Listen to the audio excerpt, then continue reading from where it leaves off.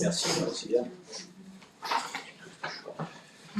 Donc, bonjour et bienvenue à la Maison Française, pour vous qui êtes à la Maison Française, et aussi bienvenue à ceux qui nous rejoignent à distance, parce que c'est aussi un événement.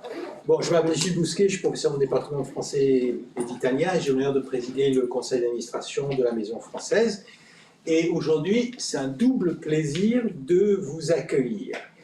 D'une part, parce que nous allons écouter une conférence exceptionnelle d'une collègue et amie, la professeure Fatima Chnan-Davin d'Aix-Marseille Université, et parce qu'aujourd'hui commence le cycle de conférences de la Maison Française, réalisé grâce à une subvention du ministère des Affaires étrangères et du Consulat de France à Chicago, et organisé par la Maison Française. Je tiens donc tout particulièrement à remercier Anne Théobald, directrice de la Maison Française, et son assistant, Fabien Silès, qui est doctorant à Madison, mais bon, vous avez compris, il vient d'AMU, hein, lui aussi, le consul de France à Chicago, Yannick Tagan, ainsi que le chef de chancellerie, Nicolas Bolz, qui ont tous et toutes œuvré à la création de ces conférences. Vous allez me dire, encore une conférence, mais pourquoi? Il y a tellement de conférences dans cette ville universitaire. C'est une conférence un peu spéciale. Elle est partie, en fait, l'idée est partie d'une constatation assez simple, à savoir que dans une région étendue comme le Wisconsin, où la communauté française et franco-américaine est dispersée, la pandémie a creusé quand même le sentiment d'isolement de celles et ceux qui sont attachés à la France, aux questions franco-américaines. Et donc, il nous fallait trouver de nouveaux moyens pour resserrer les liens et créer des relations, renforcer les relations dans la communauté française et francophone du Wisconsin, tout en restant informés et en pouvant échanger sur des grandes questions contemporaines d'intérêt pour toutes et tous. Donc, ce ne sont pas des conférences strictement académiques, parce que nous avons des conférences régulièrement ici, mais ce sont des conférences, disons, grand public sur des sujets d'intérêt pour la communauté franco-américaine et francophone du Wisconsin. Eh bien, puisque la pandémie nous a forcés à utiliser de nouveaux outils technologiques, nous nous sommes dit pourquoi pas mettre ces moyens au service du renforcement des liens et des échanges entre nous. Et donc l'originalité de ce cycle de conférences est son caractère hybride. Ici à la Maison Française, mais elles auront également lieu à Milwaukee, à Eau Claire, à Green Bay, et puis toujours une partie hybride sur Zoom qui nous permettra de nous connecter avec des Françaises, des Français, des Franco-Américains, où qu'ils soient dans le Wisconsin. Donc ces conférences seront à peu près au rythme d'une par mois et couvriront un ensemble de sujets, de l'économie à la science, des arts à la technologie, de l'éducation aujourd'hui à l'entrepreneuriat, des rapports franco-américains, l'histoire des Français et des Françaises dans le Midwest, et nous l'espérons donc qui permettra à la communauté franco-américaine et française du Wisconsin d'échanger et de se rassembler de cette manière hybride, et bien sûr également en personne. Donc, sans plus attendre, j'ai le plaisir et l'honneur de vous présenter notre première conférencière dans le cadre des conférences de la Maison Française. Donc, la professeure Fatima Chnan-Davin d'Aix-Marseille Université. Elle est docteure de l'Université d'Aix-Marseille, elle est professeure des universités en sciences du langage, spécialiste en didactique du français langue étrangère et seconde. Elle est enseignante-chercheur à Aix-Marseille Université, à l'Institut national supérieur du professorat et d'éducation, et membre du laboratoire de recherche apprentissage, didactique, évaluation et formation. Elle enseigne la didactique du FLE et du français langue seconde, le français langue de scolarisation et la francophonie en master, forme des enseignants du master MEF 1 et 2 et dirige des thèses de doctorat. Ces recherches portent, entre autres, sur la didactique du français, la francophonie, le plurilinguisme, la didactique comparée, l'éducation interculturelle, l'évaluation, la formation des enseignants et des chercheurs. Elle est membre titulaire du Conseil national des universités, elle est présidente du conseil scientifique de la revue internationale Recherche et Application dans le français dans le monde, elle fait partie des conseils scientifiques de plusieurs revues, colloques internationaux et comités de spécialisation. Elle est également experte internationale auprès de plusieurs organismes. Elle est l'auteure de nombreuses publications, la dernière étant avec Jean-Pierre Cuc, intitulée « Enseigner la francophonie, principes et usages chez Hachette ». Elle va nous laisser un exemplaire, on va en commander d'autres, voilà. Donc, ce qui est aussi particulier dans le cas de Fatima, c'est qu'elle est une collaboratrice avec Madison depuis maintenant de plusieurs années, avec plusieurs d'entre nous. Et cette semaine, elle a mené donc une école d'été dans le cadre du Master FLE, avec un séminaire hybride qui a réuni tous les matins des étudiants, donc vous, ici, à Madison, de New York, de Dublin, de Mauritanie, de France, de Paris, de... Voilà, ici à la Maison Française de Madison. Donc c'est quand même assez extraordinaire et on la remercie vraiment beaucoup. Et avant de lui passer la parole, je voulais quand même rappeler, enfin parce que c'est un peu particulier, dire que nous avons une pensée pour Jacques Ginestier qui était l'ancien directeur de l'INSPE, de l'IUFM à l'époque, qui a mené plusieurs délégations à Madison et qui a lancé un certain nombre de collaborations ici. Et donc Jacques est décédé prématurément en septembre 2020, donc nous pensons à lui en particulier. Donc nous avons le plaisir d'accueillir Fatima, qui est vraiment, je le dis franchement, parce que je le pense vraiment, c'est une pionnière. Par exemple, nous avions commencé ensemble ce double master. Et bon, nous ici, alors bon, nous avons la réputation d'être des entrepreneurs, machin, chose. Et qui a réussi à mettre en place le master? Aix-Marseille Université, grâce à Fatima. Donc elle est pionnière, c'est une entrepreneure, c'est vraiment une leader académique, c'est une amie de Madison, donc nous sommes ravis de l'accueillir pour cette conférence qui s'intitule « Enjeux et usages de la francophonie, de la variation linguistique à la diversité culturelle ». Et encore, merci de faire cette conférence pour nous. Merci beaucoup. Je mets la barre un petit peu haut là. Hein. Bien, donc bonjour à tous. Tout d'abord, je voudrais remercier Gilles. Donc, grâce à lui, donc il y a eu cette conférence aujourd'hui. Donc, je voudrais remercier Gilles et bien sûr son équipe Heather. Et je voudrais remercier aussi Anne, qui nous a accueillis un dimanche après-midi. Merci beaucoup. Merci, c'est très gentil. Et remercier aussi Fabien. Merci. Fabien, qui a été notre mentor dès l'arrivée. Il nous a mené un petit partout, il nous a fait visiter donc, le campus, etc. Merci beaucoup pour cet accueil chaleureux. Et puis, je voudrais remercier aussi, comme tu l'as fait, Gilles, le consulat général donc, de Chicago, qui a contribué à l'organisation, bien sûr, de ce cycle de conférences. Et puis, je voudrais vous remercier aussi, vous tous, ici, pour votre présence. Et puis, remercier aussi ceux qui sont derrière l'écran, que je ne vois pas, mais je pense qu'ils vont me voir et, bien sûr, me poser des questions. Si vous en avez, et ça sera toujours avec plaisir. Voilà, donc pour commencer un petit peu cette contribution donc, à ce cycle de conférences, je voudrais bien sûr vous parler de la francophonie, comme l'a dit Gilles, donc suite à la publication de cet ouvrage que j'ai fait avec Jean-Pierre Cuc, donc qui a été publié chez Hachette. Je voudrais vous en parler un petit peu, mais pas de l'ouvrage lui-même, mais de ce que c'est que la francophonie. Vous avez vu que j'ai mis 2 F, donc je vais vous en parler un petit peu, parce qu'il y a une raison pour utiliser les 2 F majuscules et minuscules. Et surtout, vous parlez aussi de la variation linguistique et la diversité culturelle.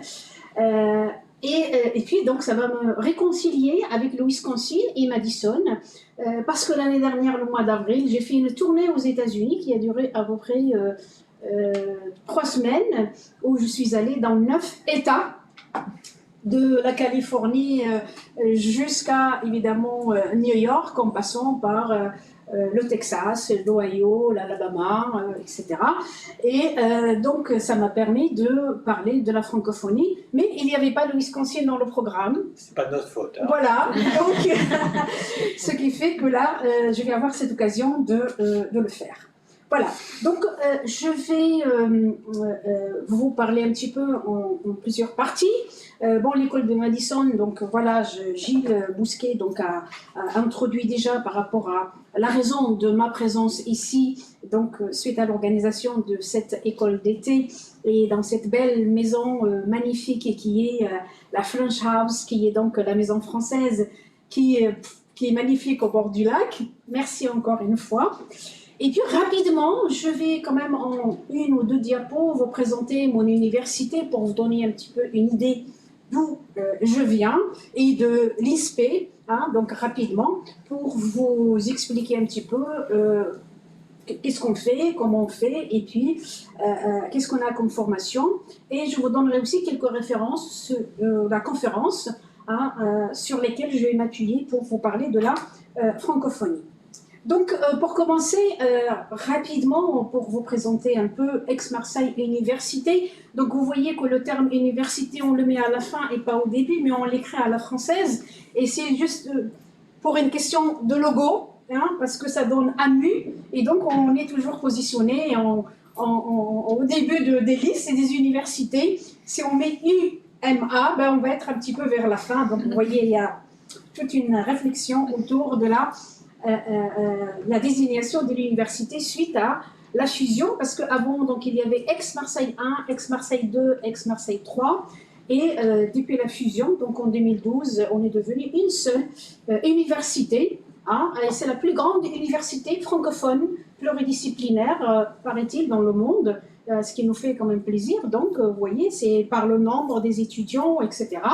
Et cette université, donc je m'appuie un petit peu sur la présentation de Gilles avant-hier par rapport à l'université de Madison. Donc l'université d'Aix-Marseille est propriétaire aussi de 90% de son patrimoine. Et ça permet aussi de faire une comparaison justement entre le Wisconsin et Aix-Marseille avec donc 5 grands campus. On a plus de 80 000 étudiants. Donc par justement le nombre d'étudiants, donc ça donne évidemment cette valeur à l'université. Donc 10 000 étudiants internationaux donc, qui étudient chez nous. Et par rapport aux doctorants, puisque Gilles avait parlé aussi des doctorants, donc plus de 3 000 doctorants, donc 39,5 qui sont des doctorants internationaux hein, qui viennent pratiquement de 105 pays et moi je le vois à travers les doctorants que je dirige, pratiquement les 3/4 des doctorants que je dirige viennent de partout dans le monde, viennent d'Afrique, du Maghreb, d'Amérique latine, du Moyen-Orient, jordanienne aussi. Donc, ce qui fait que là, on a vraiment pas mal d'origine hein, des doctorants. Et puis après, donc, bien sûr, tout le reste avec 17 facultés, écoles, instituts. Il y a aussi, bien sûr, les structures de recherche hein, et puis il y a ce qu'on appelle les écoles doctorales. Hein, il y a 12 écoles doctorales et évidemment, pour le budget, donc peut-être qu'on n'a pas le même budget qu'ici, mais quand même, on a un budget qui est pas mal. Alors, c'est une université aussi qui est bien placée au niveau international, hein, puisque donc, elle est dans le top 101, 150 par rapport à l'évaluation de Shanghai, mais elle est dans le top 100 par rapport à d'autres évaluations, notamment dans certains domaines comme l'océanographie, les mathématiques, la physique, les sciences de la Terre, etc. Et donc, ça donne aussi une certaine ampleur donc, à cette université. C'est une université pluridisciplinaire, donc là aussi, comme on le voit, donc on a plusieurs domaines, santé, sciences, technologies, économie, gestion, droit, art, etc. Et puis nous, donc, on se retrouve ici dans la pluridisciplinarité, puisque nous sommes à l'école supérieure des professorats, qui est devenue, puisque donc le nom a changé, qui est devenu l'Institut supérieur de professorat et d'éducation, hein, que je vais essayer de vous présenter rapidement. C'est pas moi qui vais les présenter, mais je vais vous passer une petite vidéo de ma directrice, donc Pascale Brandt-Pomarès, qui présente l'INSPE, c'est-à-dire l'Institut supérieur de professorat et d'éducation, où nous formons les enseignants de la maternelle jusqu'à l'université. Puisque donc on a bien sûr toute la formation de la maternelle, de ce qu'on appelle le premier degré entre le primaire et la maternelle. On a aussi donc le second degré du collège, du lycée par rapport à donc la dénomination en France. Mais on a aussi toute la formation des enseignants-chercheurs nouvellement recrutés, hein, puisque donc on a des modules de formation et c'est l'INSPE donc qui s'occupe de cette formation pour accompagner les collègues qui viennent d'être nommés comme enseignants-chercheurs à Aix-Marseille Université. Et moi-même, je m'occupe de la partie tous les enseignants qui travaillent sur les langues. Donc, ce qui fait chaque année, j'ai un groupe pratiquement de langues. Alors, je vais arrêter le partage parce que j'ai une petite vidéo donc à passer.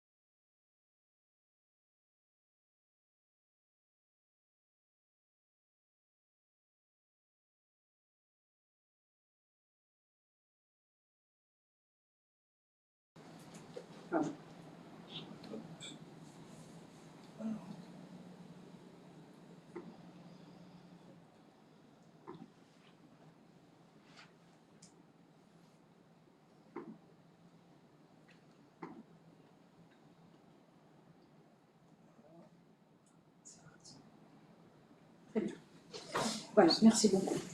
Bien, voilà, donc rapidement, juste pour introduire un petit peu d'où je viens, hein, par rapport à cette université dans laquelle moi-même j'ai fait mes études, puisque donc j'ai fait mes études de licence, de maîtrise, de DEA, et puis donc ma thèse de doctorat. Excusez-moi. Je partage. C'est compliqué avec tout ça.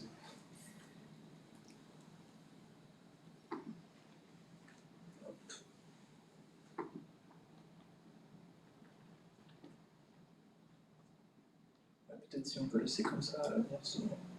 Oui, juste de augmenter la toute taille. façon, là, c'est pas la même chose, mais c'est pas grave. Oui, ça devrait, je pense.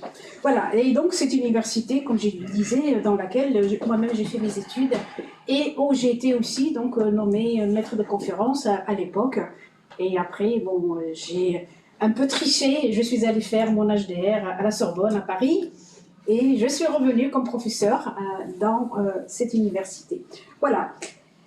Bien, donc là je vais passer maintenant à cette question de la francophonie dont je vous ai parlé. Donc je vais m'appuyer sur quelques publications que j'ai faites soit avec des collègues, soit donc des chapitres dans des ouvrages avec des collègues. Donc bien sûr le premier ouvrage qui enseigne la francophonie, principes et usages, dont je vous ai parlé, qui est ici. Et puis avant cet ouvrage, j'avais coordonné avec deux collègues, donc Valérie Speit de la Sorbonne et Fabienne Lallemand. On avait coordonné un numéro de recherche et application où on s'est interrogé sur ce que c'est que la francophonie. Voilà, c'était le point de départ, évidemment, de cette réflexion. Et donc, on a intitulé le numéro « Enseigner la francophonie, enseigner les francophonies ».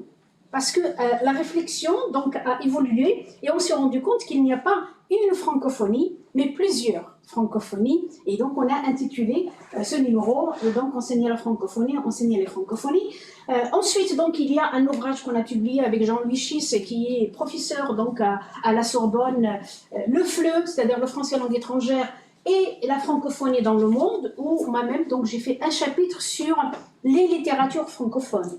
Donc pour voir justement comment on va relier bien sûr cette question de la francophonie et l'enseignement de la littérature francophone. Après, donc, avec des collègues brésiliens, on a travaillé sur la littérature francophone donc, dans un ouvrage et surtout dans un débat à la fois interdisciplinaire, et on a essayé de faire une comparaison par rapport à toutes les francophonies qui existent dans le monde. Et il n'y a pas longtemps, donc je crois que c'était il y a 2 ans, on a aussi publié avec Catherine Mendonça de la Sorbonne la francophonie au prisme de la didactique du français, où on a essayé évidemment de revenir sur pas mal de choses en rapport avec la francophonie. Et c'était donc un ouvrage qu'on a fait en hommage à Jean-Pierre Puc qui avait donc pris sa retraite. Et du coup, donc, on a réuni pas mal de spécialistes de cette question de la francophonie. Voilà, donc les références sur lesquelles je vais m'appuyer pour travailler sur cette question de la francophonie. Ça ne bouge pas. Voilà. Donc je vais commencer par d'abord la définition, puisque, comme je l'ai dit tout à l'heure, je vous ai mis francophonie avec F majuscule et avec F minuscule. Souvent, il y a des questionnements. Pourquoi, justement, le F est majuscule même au milieu de la phrase, alors qu'on apprend aux élèves à mettre un F, par exemple, majuscule au début? Ben, c'est parce que, tout simplement, d'abord, la francophonie renvoie à une diversité de réalités. Et donc, on a deux termes qui nous permettent, évidemment, de parler de la francophonie. C'est une francophonie linguistique, hein, c'est-à-dire que lorsqu'on parle des locuteurs, on est dans la francophonie linguistique, mais lorsqu'on parle de l'organisation internationale qui est une organisation politique, là, on est dans la francophonie avec F majuscule, d'accord? Donc, c'est toute la différence que je vais expliquer un petit peu à travers l'histoire de la francophonie et comment, justement, on est arrivé à séparer ces deux termes et comment on est arrivé aussi donc, à désigner la francophonie linguistique par rapport aux locuteurs et la francophonie donc politique. Et donc, quand on regarde l'histoire même de la francophonie, hein, au départ, ben, c'était pas linguistique en fait, c'était géographique. Voilà, c'était géographique.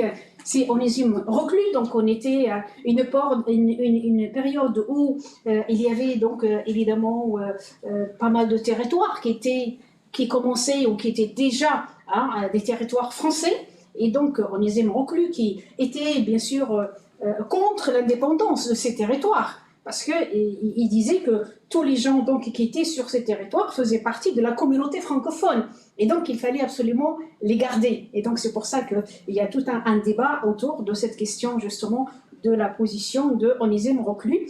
Et donc pour lui, tous ceux qui semblent destinés à rester ou à devenir participants de notre langue. Et donc il faut situer un petit peu ça dans l'histoire coloniale de la France, évidemment, et de la langue française.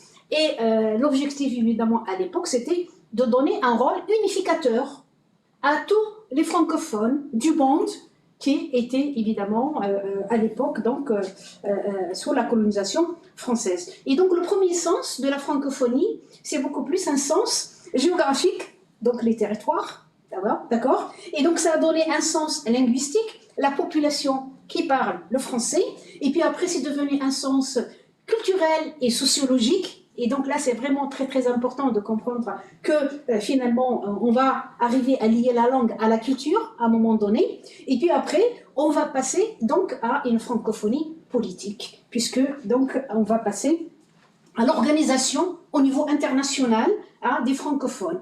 Mais là aussi, ce qu'il faut d'abord souligner, c'est que l'initiative n'était pas, à la base, c'était pas la France. Parce que la France ne voulait pas intervenir dans cette francophonie politique.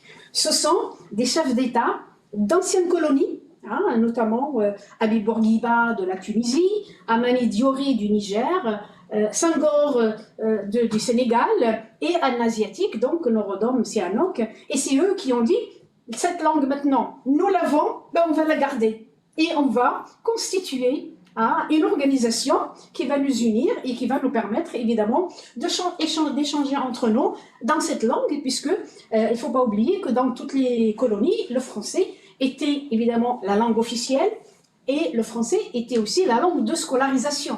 C'est-à-dire dans les écoles, tous les élèves apprenaient en français et pas dans la langue maternelle, notamment dans tous les pays, par exemple d'Afrique francophone. Avant, il y avait aussi le Cambodge, le Laos, le Vietnam, mais bon, ça a beaucoup changé en Asie, mais ça n'a pas beaucoup changé en Afrique, puisque aujourd'hui encore, le français est langue de scolarisation dans pratiquement tous les pays d'Afrique francophone, comme le Sénégal, le Mali, etc.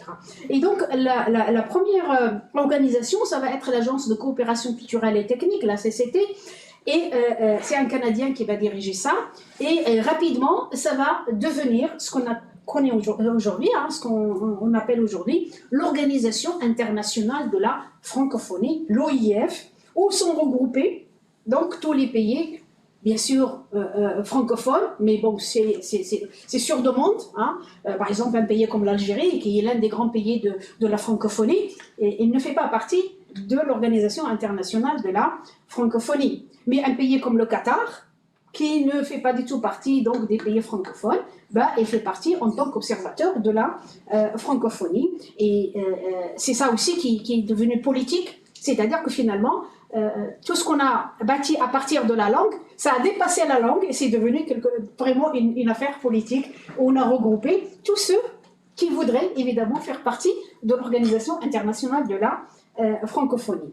Selon évidemment les statistiques, d'après le rapport donc, de l'OIF, le français devrait être utilisé par 750 millions à l'horizon de 2050, ce qui est énorme. C'est-à-dire que l'avenir évidemment des Français n'est pas en France, mais à l'étranger et particulièrement en Afrique, parce que c'est en Afrique qu'il y a le plus de francophones. Et donc, cette francophonie institutionnelle, si vous voulez, va traverser plein de périodes. Il y a un historique, évidemment, où on a d'abord commencé à réfléchir sur la langue qui va rassembler. Donc là, vous voyez, on est en 1880-1969. Après, donc, il va y avoir l'engagement et la coopération. Et donc là, c'est là où on va entrer, évidemment, dans l'Organisation internationale de la francophonie. Et puis, on va commencer à organiser des sommets. Et donc, il y a des sommets aujourd'hui de ce qu'on appelle l'Organisation internationale de la francophonie. Et en 97, il y a le premier secrétaire général. Donc, ça va devenir comme comme un ministère, un État en quelque sorte, où il y a un secrétaire général qui dirige évidemment cette organisation internationale. Et c'est un Égyptien, Boutros Ghali, qui va être le premier secrétaire donc, de la francophonie. Ensuite, c'est Abdou Diouf, donc, qui est un Sénégalais, qui va prendre la suite. Et après, il y a Michel Jean, donc, qui est canadienne, qui va devenir secrétaire générale de la francophonie. Et aujourd'hui, donc, c'est une africaine qui est donc présidente, qui est secrétaire générale de la francophonie. Voilà. Donc, ce qui fait que, à travers cette histoire, on va continuer donc à faire développer cette francophonie politique. Mais le problème, c'est que cette francophonie politique va s'éloigner petit à petit de la langue aussi. Hein. Donc, il va y avoir 88 États et gouvernements, mais donc parmi les États, on va trouver qu'il y a des États, par exemple, qui n'ont aucun rapport avec la langue française et aucun rapport avec la francophonie, mais qui sont là parce qu'ils veulent absolument faire partie de cette organisation internationale, comme par exemple, je disais, le Qatar, comme certains pays, par exemple, comme la Moldavie, la Roumanie, etc., qui sont des pays où il y a une certaine francophonie, mais qui n'est pas officielle en quelque sorte, hein, l'Arménie aussi, etc. Voilà. Donc, ce qui fait que cette francophonie va évidemment être une francophonie politique, mais en même temps, nous, par exemple, dans le domaine des langues et de l'éducation, nous, on va continuer à travailler sur ce qui était à la base la francophonie linguistique. Et donc, cette francophonie linguistique, évidemment, va être basée sur le contact des langues et surtout avec un objectif vraiment important, le plurilinguisme, puisque donc le français est en contact avec d'autres langues. Et là, ça nous amène, bon, je ne vais pas entrer dans les détails par rapport à cette question, évidemment, de la francophonie linguistique. Le français, bien sûr, va traverser des variations diachroniques, donc il va y avoir des modifications, des variations, des changements, etc., à travers le temps. Mais il y a aussi ce qu'on appelle les variations, évidemment, diatopiques, c'est-à-dire les variations régionales. D'accord? Ce qu'on appelle les variations régionales, c'est-à-dire que le français du Canada, par exemple, du Québec, le français de Bruxelles, par exemple, en Belgique, le français du Sénégal, et donc, et même en France. Même en France, il y a le français de Marseille, il y a le français de Paris, il y a le français de Perpignan, etc. Et donc, il va y avoir ce qu'on appelle des variations diatopiques, c'est-à-dire régionales, où peut-être on n'a pas la même prononciation. Ou peut-être on va utiliser un lexique différent, etc.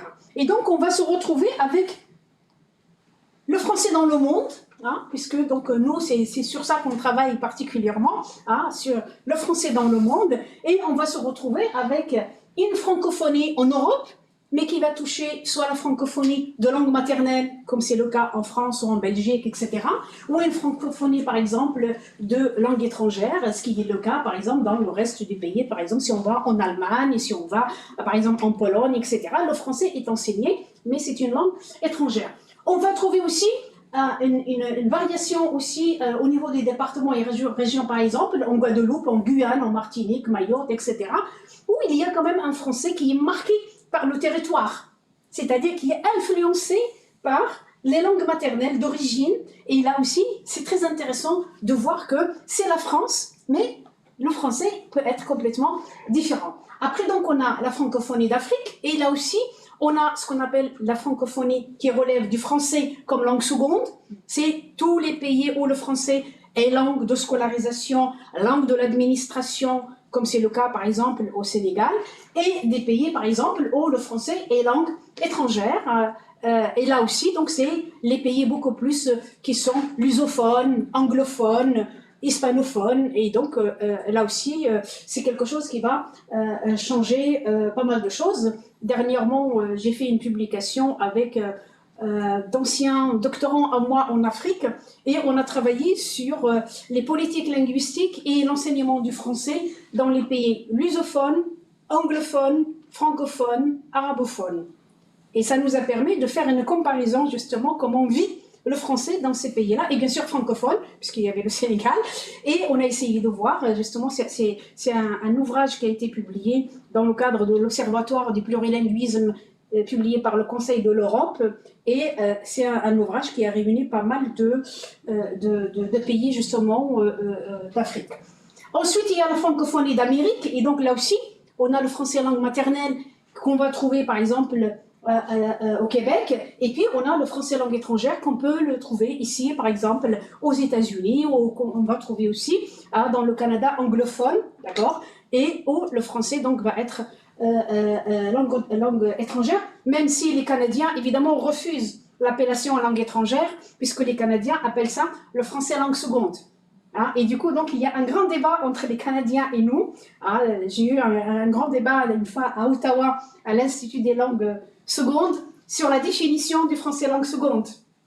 Et donc, on se rend compte qu'on ne met pas la même définition derrière à ce qu'on appelle le français langue seconde, mais c'est politique. Au Canada, on ne peut pas appeler le français langue étrangère puisque c'est une langue officielle, puisque le Canada a 2 langues officielle, et donc le français est langue officielle, donc ça ne peut pas être une langue étrangère, et pourtant, pour les anglophones, ils l'apprennent comme une langue étrangère, mais on appelle ça donc français langue seconde. Et puis, il y a donc la francophonie d'Asie et du Moyen-Orient, et là aussi, on peut trouver du français langue seconde, c'est-à-dire langue de scolarisation dans certaines écoles, par exemple au Liban, mais on va trouver particulièrement le français comme langue étrangère, notamment dans que ce soit l'Asie centrale, que ce soit l'Asie, par exemple, orientale, etc.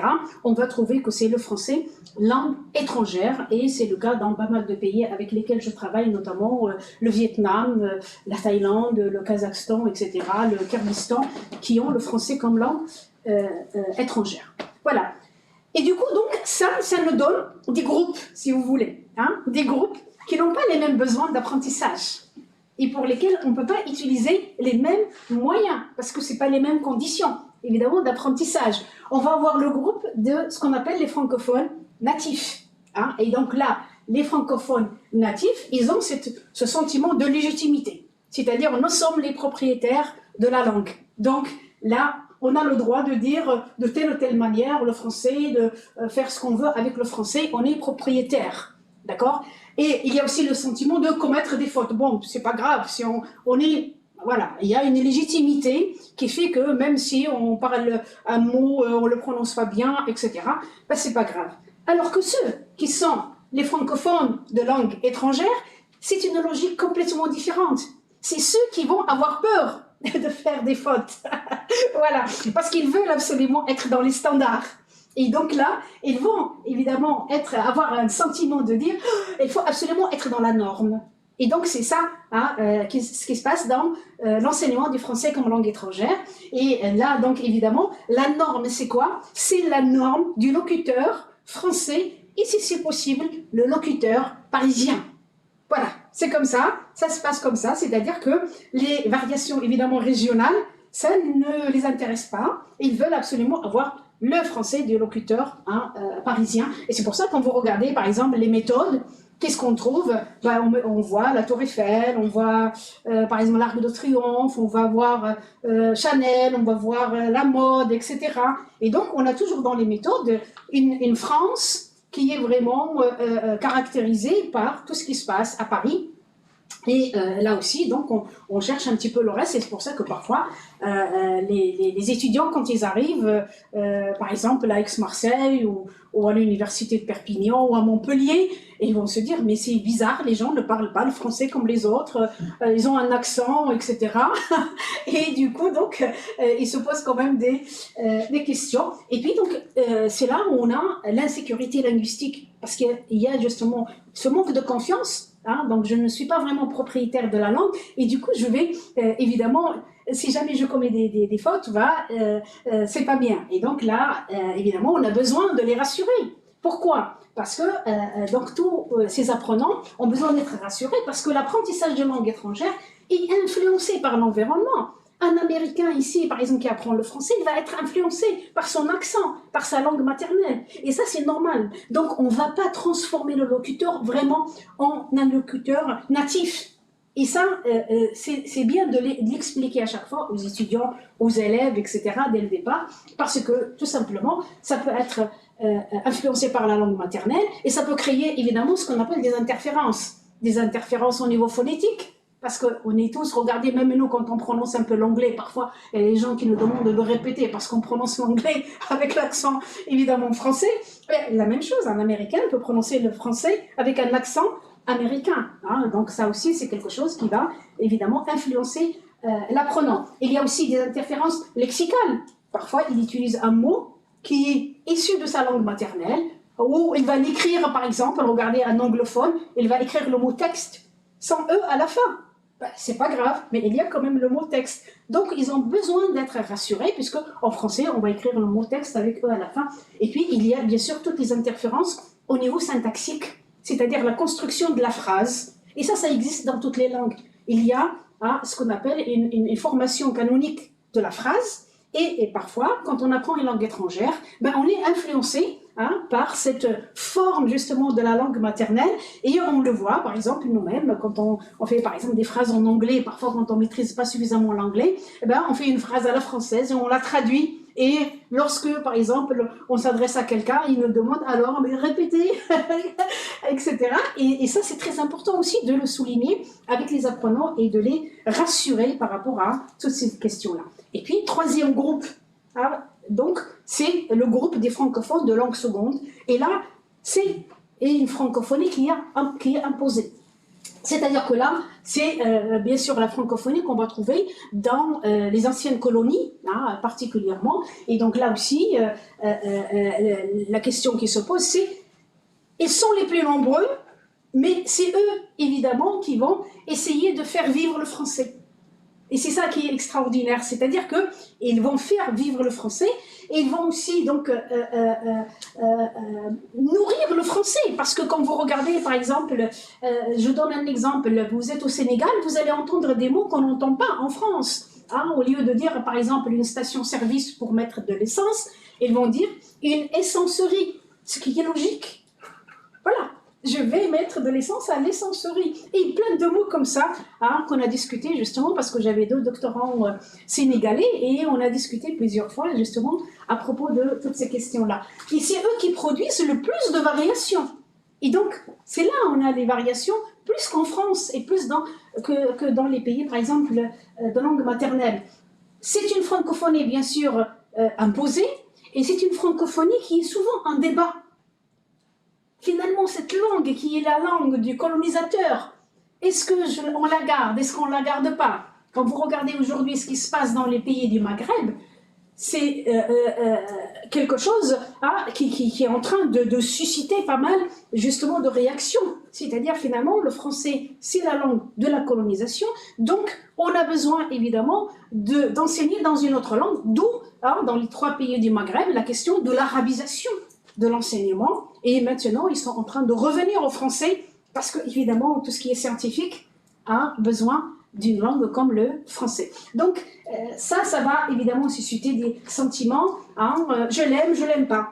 Voilà. Et ça, c'est très, très, très important comme débat. Ça permet aussi de voir justement quels sont les critères, quels sont les arguments, si j'aime ou je n'aime pas le français. Et donc là aussi, je vous ai mis une petite citation à propos du français au Sénégal et comment le français est nourri par la population. Comment c'est la population qui invente des mots, qui va chercher des mots, des termes, etc. Et donc là, évidemment, selon les spécificités géographiques, botaniques, géologiques, donc là, il y a des termes qui vont naître et qui vont nourrir la langue française. Un autre aspect aussi de cette francophonie linguistique, c'est les accents.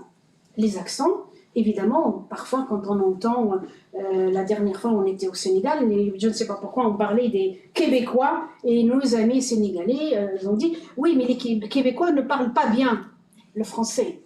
Et donc la même chose, on va entendre par exemple le Québécois dire la même chose.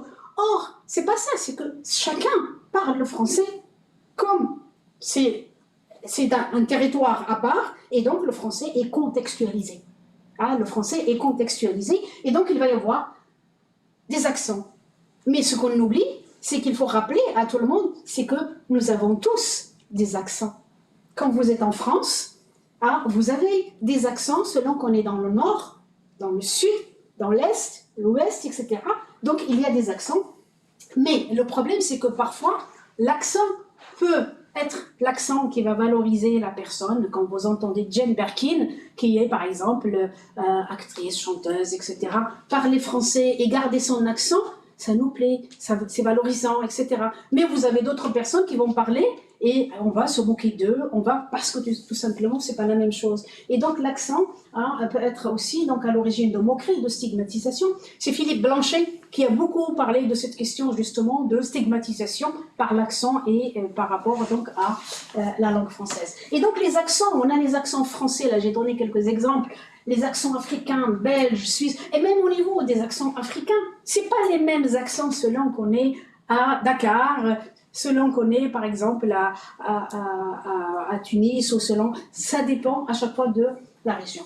Et là, je vous ai préparé un petit reportage. Ce sont des sportifs qui se rencontrent lors des Jeux Olympiques. Et donc là, il y a évidemment les populations du monde entier, et la langue qu'ils vont utiliser, c'est le français, sauf que chacun parle le français à sa façon. Voilà. Et là, je vais essayer de passer ce petit...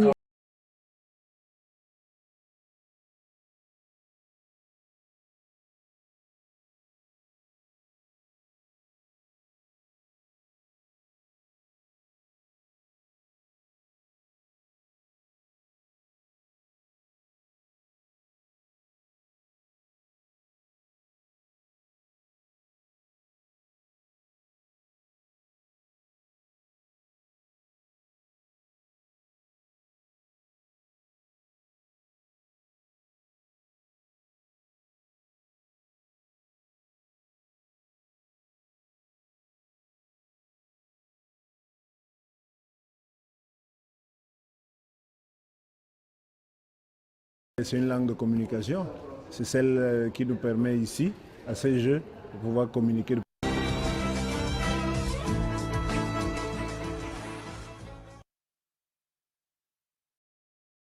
Pour moi, le français, c'est une langue de communication.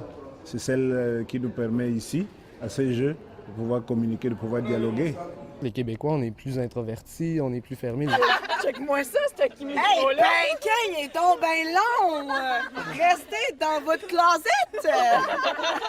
J'aime les écouter. Ils ont du charme avec leur accent. Et on aura l'occasion de titiller un peu les accents de tout le monde, quoi. Tu as mangé, chez nous on dit tu as mangé, tu vois? Donc c'est l'action là. Et pas seulement dire tu as mangé, on nous dit tu as mangé. Bah, ça dépend d'où, parce qu'il y a l'accent de Bruxelles et il y a l'accent de Liège. Vous n'allez pas me dire qu'un Congolais parle le français comme un Français ou bien qu'un Belge parle comme le Belge. On a un accent, là, ce qui paraît bien fort. Mais là, je fais attention, là, je soigne mon français, mais... Quand j'entends le Québécois parler, il parle avec un accent qui n'est pas le mien. Et maintenant, le Sénégalais dit « Hi, why ?»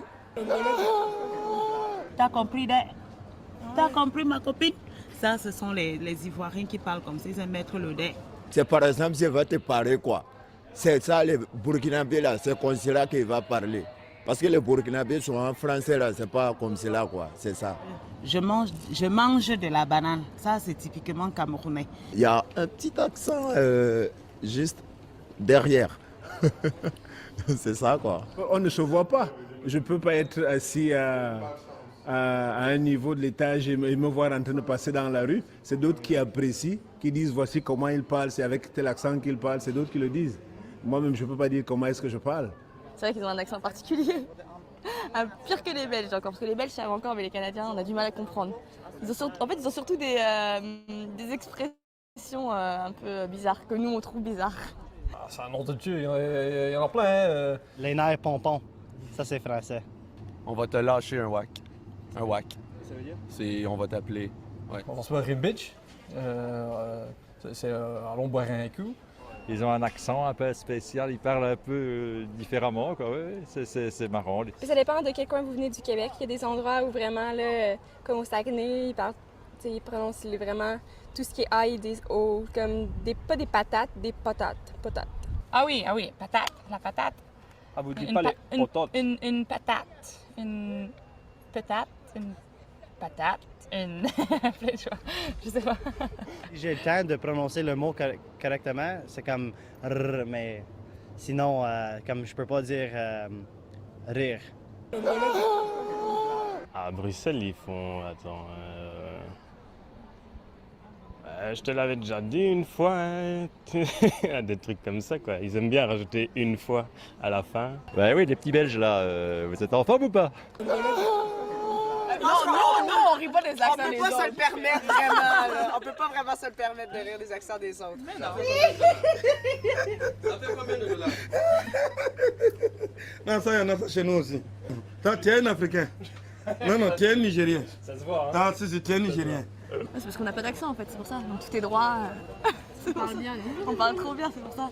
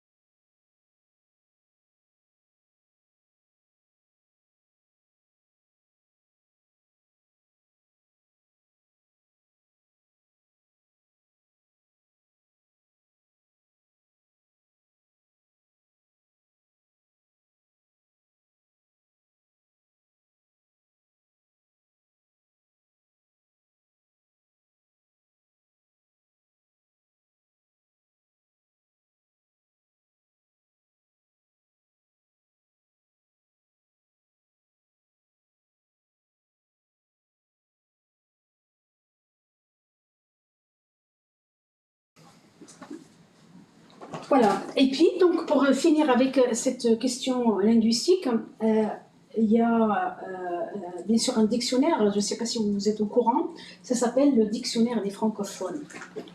C'est un dictionnaire collaboratif. C'est un dictionnaire auquel vous pouvez tous contribuer, si vous avez des mots, si vous avez des termes, à rentrer dans ce dictionnaire. Et donc, ça réunit pratiquement tous les termes en français du monde entier. Hein. C'est Bernard Cerquellini qui avait initié donc, ce travail, qui est donc un travail linguistique. Et ce qui est intéressant, c'est de voir justement cette belle aventure de la langue française. Et donc, on va réunir ça dans ce dictionnaire d'accord? Donc greffé en Amérique par Jacques Cartier, planté en Afrique et certains pays d'Asie pendant la colonisation, dispersé en Europe, en Orient, etc., etc. On va se retrouver avec un français qui va toucher pratiquement le monde entier. Et parfois, il y a des termes qui existent dans certains contextes et pas d'autres. D'où justement cette idée, évidemment, de ce dictionnaire francophone, collaboratif, en ligne, hein, parce que c'est un dictionnaire en ligne. Donc, si vous avez l'occasion, vous pouvez aller regarder en ligne donc, ce dictionnaire. Et ça permet d'apprendre des mots parfois qu'on ne connaît pas du tout, qu'on n'utilise pas du tout en français. Et à chaque fois, c'est par zone géographique. Hein, vous avez les termes par zone géographique. Voilà. Et donc, deuxième point, hein, c'est pour ne pas trop rester dans la francophonie linguistique, je vais passer à la francophonie culturelle. Donc, la francophonie culturelle, évidemment, là aussi, hein, on parle d'une langue qui est le français et des cultures. Et ça, c'est pour justement sortir d'une logique qui a dominé pendant très longtemps une langue, une culture. C'est ce qui se passe dans les classes, notamment de français langue étrangère, de l'enseignement du français, etc., où on est pratiquement souvent enfermé dans des méthodes qui n'abordent que la question de la culture en France. Or, la culture, elle peut être effectivement exprimée en français, mais elle peut être territorialisée un peu partout dans le monde. Et donc, c'est pour ça que je mets ici une langue et des cultures. Et donc, la francophonie permet justement de découvrir via la langue les valeurs, les modes de pensée, de vie, les comportements, etc. d'autres francophones dans le monde. C'est grâce à cette langue que je vais découvrir les autres. Et lorsque je découvre les autres, ils ne sont plus étrangers pour moi. Donc, j'évite les malentendus, j'évite, un terme que je n'aime pas trop, les chocs, parfois quand je les rencontre, etc. Et donc là aussi, par rapport à la francophonie, lorsqu'on entre justement dans cette francophonie culturelle, je vais chercher chez l'autre comment il vit, comment je vais le saluer, comment, là par exemple l'autre soir en parlant avec Gustave, on a parlé des salutations. On a parlé des salutations, par exemple ici. C'est-à-dire que, c'est vrai que nous, on a tendance, quand on connaît les gens, tout ça, à leur faire la bise, etc. Mais si vous êtes en Chine, vous n'allez pas faire la bise à quelqu'un. Et donc, on a parlé aussi d'ici, et on a compris que, donc, ici aussi, donc, les gens, souvent, donc, soit se saluent avec la main, etc. Et ça, c'est le premier contact. Mais si je ne sais pas, si je ne comprends pas ce qui se passe chez l'autre, donc, je peux peut-être être dans une situation de gêne, je peux le gêner, mais moi aussi, je peux être gênée parce que peut-être que je vais me comporter. Et ça, c'est ce qu'on appelle la culture anthropologique.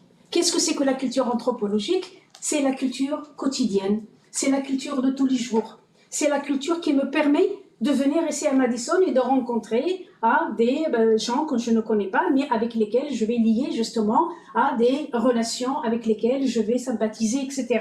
Mais j'ai besoin, d'abord d'apprendre des choses sur eux. C'est-à-dire comment je vais faire. Et ça, c'est très important. Et donc, cette culture anthropologique n'est pas la même partout.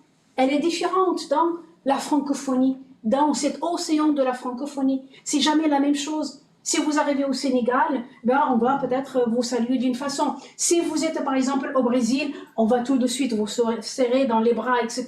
Mais si vous arrivez au Vietnam ou si vous êtes en Chine, on va surtout garder un espace parce que c'est très important. Et donc, là aussi, on a des choses parfois qu'on n'apprend pas dans les méthodes.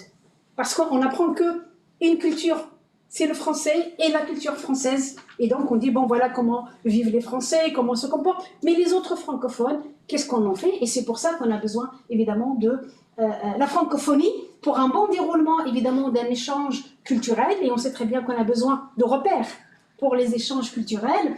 On a besoin aussi de prendre conscience de sa propre culture.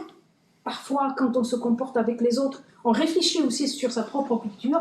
Et puis, on a besoin aussi de la confronter à l'autre, c'est-à-dire dans une forme de comparaison. C'est-à-dire comment je me compare par rapport à l'autre, par rapport à la vie quotidienne, etc. Et donc, l'objectif, évidemment, c'est d'enrichir l'apprenant qui va apprendre cette langue et surtout de le mettre dans une situation de comprendre les choses et surtout aussi d'avoir des rapports à l'autre sans qu'il y ait justement de malentendus, du rapport aussi au temps de l'autre, parce qu'on n'a pas, tout à l'heure on a parlé du temps, le temps est culturel, et donc là aussi, j'ai besoin de comprendre, si je suis justement, comme je disais tout à l'heure, au Brésil, bon, le temps, ça n'a pas d'importance. Si je suis en Afrique, la même chose, le temps n'a pas d'importance, puisque donc on dit que bon, les Occidentaux ont la montre, mais les Africains ont l'heure, et donc on va évidemment arranger le temps comme on veut. Si on est en Amérique latine ou en Amérique du Nord, on n'a pas la même façon de se comporter avec le temps. L'espace, vous avez dans des cultures où l'espace, on est très près les uns des autres, on a besoin de ça. Et vous avez des cultures où on a besoin d'espace privé. C'est-à-dire qu'on a besoin, évidemment, de garder de la distance par rapport à l'autre. D'accord? Et donc là aussi, si on ne le sait pas, c'est justement grâce à la langue que je vais lire des choses, que je vais comprendre des choses sur l'autre. Et donc là, on s'inscrit dans ce qu'on appelle l'interculturel. Et donc, grâce à l'interculturel, on va éviter les malentendus et surtout, on va dépasser les stéréotypes. Parce que parfois, on a des représentations. On a tous des représentations sur les autres. Vous avez des représentations sur les Français. Nous avons des représentations sur les Américains, etc. Mais après, quand on connaît l'autre, on se dit, mais ces représentations, peut-être, ne sont pas fondées.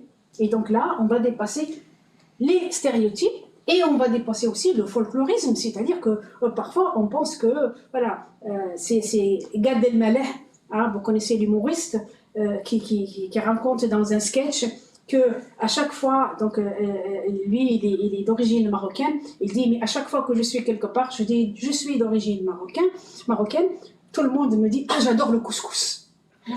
Et lui donc son sketch il dit est-ce que vous voyez là c'est écrit là sur mon front et donc là on est dans les stéréotypes et ça tout ça c'est parce qu'on ne connaît pas l'autre et donc quand on a une idée justement grâce à la langue et grâce à cette francophonie qui va me permettre de connaître l'autre, donc je peux évidemment dépasser le folklorisme. Après, comme le dit justement Martine Abdallah-Pretsey et Porcher, les capitaux culturels se gèrent. C'est-à-dire lorsque je suis dans la relation avec l'autre, il faut que j'accepte de perdre des choses, mais aussi de gagner des choses sur le plan culturel. C'est ça l'interculturel. C'est-à-dire que je ne suis pas là uniquement pour prendre. Donc, je vais gérer mes capitaux culturels. Et donc, il y a des choses auxquelles je vais renoncer, mais il y a des choses aussi que je vais gagner et que je vais évidemment ajouter à tout ce que j'ai sur le plan culturel. Et ça, c'est quelque chose aussi de très important parce que c'est pas parce que je suis de telle ou telle culture qu'il faut absolument que l'autre soit de la même façon que moi ou pratique la même chose que moi. Non, l'interculturel, c'est donner, prendre, mais en même temps avoir un équilibre. Et c'est ça, l'interculturel, c'est justement cet équilibre. Et donc là, ça me permet, évidemment, quand je suis dans cette francophonie et cette interculturalité, ça me permet de réfléchir sur ma propre culture. Parce que parfois, on est dans sa culture et on n'a pas d'idée sur, finalement, comment est cette culture. Comme a dit tout à l'heure, je ne sais pas si vous avez écouté là, le sportif africain, il a dit « Moi, je ne me vois pas. C'est les autres qui me disent que j'ai un accent. » Et donc, sur le plan culturel, la même chose. Je ne me vois pas, c'est les autres qui me disent « Mais tu as tel ou tel comportement culturel. » Je ne sais pas, on va parler avec les mains, par exemple, les Méditerranéens. On est toujours là. Je ne sais pas, ici, peut-être on a un autre comportement de présenter les choses. J'étais avec des collègues australiens au Vietnam qui ont fait une conférence. C'était un show vraiment sur l'estrade. Et là, c'est des choses complètement culturelles. C'est-à-dire qu'on n'a peut-être pas le même comportement, mais lorsque je le sais, lorsque je comprends l'autre, là, bien sûr, je suis beaucoup plus ouverte donc, à sa culture. Et donc là, on ouvre un débat et un dialogue avec l'autre, sur l'autre, par rapport à nous et par rapport à cet autre. Et donc ce dialogue culturel nécessite bien sûr un travail sur les représentations. Parce qu'aujourd'hui, si on a des conflits, si on a des problèmes, c'est parce que justement, On est souvent dans les représentations. Et donc, cette interculturalité anthropologique, ça permet justement de comprendre comment ça se passe ici et ailleurs, et on a besoin de ça. Et puis, on arrive évidemment à un gros morceau de l'interculturel et de la francophonie, c'est bien sûr la francophonie culturelle savante ou l'interculturalité savante. C'est la culture qu'on enseigne, c'est les œuvres qu'on enseigne. Donc là, on entre dans une autre culture, qui est la culture, évidemment, comme l'explique Edgar Morin, la culture qui va fournir les connaissances, les valeurs, les symboles, qui orientent et guident les vies humaines, la culture des humanités. Et donc là, il explique bien sûr qu'est-ce que c'est, et puis il passe donc à donner des exemples de cette culture des humanités. La littérature, la poésie, le cinéma doivent être considérés non seulement et principalement comme objet d'analyse grammaticale, syntaxique ou sémiotique, mais comme des écoles de vie. Lorsque j'ai un texte, lorsque j'ai une œuvre, elle m'apprend la vie. Elle m'apprend la vie de l'autre. Et c'est ça, la culture savante. Et c'est des écoles de la complexité humaine. Et c'est ça aussi qui fait que parfois on ne s'entend pas et on ne se comprend pas parce que tout simplement, on n'a aucune information sur l'autre. Et c'est aussi des écoles de la compréhension humaine. Voilà, ça c'est Edgar Morin donc, qui évidemment explique ça. Vous savez qu'il travaille beaucoup sur la question de la complexité. C'est donc quelqu'un qui a 102 ans aujourd'hui, encore, et il écrit encore donc, des livres, et c'est ça qui est extraordinaire. Et cette complexité, évidemment, on a besoin de la comprendre. Et donc, cette littérature francophone, elle sert à quoi finalement? Elle me sert à beaucoup de choses. Parce que ça me permet, évidemment, d'abord de compléter, si je travaille sur la littérature française, de compléter avec la littérature francophone. Vous savez, il y a un grand débat. Est-ce que la littérature française fait partie ou pas du grand sac des littératures francophones? Lorsqu'on va dans les rayons, par exemple, dans les librairies, qu'est-ce qu'on voit? On voit la littérature française et de l'autre côté, on voit la littérature francophone. Comme si les deux se tournaient le dos et n'étaient pas complémentaires. Or, on sait très bien que c'est complémentaire. Et donc, exploiter évidemment la littérature francophone, ça permet justement de voir comment le texte peut être un médiateur. Elle peut être un objet culturel qui va m'aider justement à comprendre le monde. Regardez, quand on lit, par exemple, une œuvre, on a un imaginaire. On a quelque chose qui se passe dans nos têtes et on se dit, on imagine toujours, par exemple, tel ou tel endroit de telle ou telle façon. On découvre aussi l'histoire esthétique, culturelle, etc. Mais pas uniquement de la littérature française, mais également de la littérature francophone. Et cette littérature, évidemment, francophone, m'ouvre plein de portes sur le monde et me permet de comprendre l'humanité. Et donc, du coup, je ne suis pas uniquement dans un seul monde qui est celui de la littérature française, mais dans un grand monde qui est la littérature francophone. Et lorsque j'arrive à découvrir donc, les littératures, évidemment, francophones, les œuvres, etc., je comprends ce contact entre les cultures et je comprends le déroulement justement de ces cultures. Là, par exemple, vous avez quelqu'un qui s'appelle Bernard Manier, vous pouvez trouver ça sur Internet, qui a essayé de regrouper je ne sais pas combien de textes d'auteurs francophones, d'accord, anthologie de textes littéraires. Il n'a pas dit ni francophone, ni pas francophone, mais littéraire. Et dedans, il y a énormément d'œuvres qui viennent du monde entier. Là, vous avez par exemple le Maghreb, l'Algérie, le Maroc, la Tunisie. Là, vous avez par exemple l'Afrique francophone, le sud, l'océan Indien, etc. Là, vous avez la Caraïbe, Haïti, Guadeloupe, Martinique, etc. Là, vous avez par exemple écrire en français, venir d'ailleurs. Et vous voyez dans ce dernier point-là, on ouvre au monde entier. C'est ça qui est extraordinaire. Au début, ça fonctionne par géographie, et après, ça s'ouvre sur le monde. C'est-à-dire que là, on a finalement des auteurs qui viennent de partout et qu'on peut lire. Et ce sont des textes très courts, qu'on peut lire facilement, mais qui racontent à chaque fois quelque chose d'extraordinaire qui se passe dans un contexte ou dans un autre. Et ça permet aussi de voir justement comment, parfois, on n'a pas d'idée sur ce qui se passe chez l'autre. Et là, en lisant ces textes qui sont très courts, ça nous permet évidemment de comprendre la culture, la vie quotidienne et évidemment comment vit l'autre. Je vous ai pris quelques extraits que j'aime bien. Ce sont, parce que dans le livre, évidemment, Enseigner la francophonie, on émet énormément d'extraits. Voilà, énormément d'extraits pour faire connaître cette littérature francophone, parce qu'on aimerait bien, et c'est un peu l'objectif du livre qui peut être utilisé dans le monde entier, c'est comment exploiter évidemment la littérature francophone, la littérature française, etc. Et surtout comment, à chaque fois, mettre une thématique sur des textes. D'accord? Donc là, par exemple, je vous ai mis un petit exemple de travailler sur les références culturelles et les chocs culturels.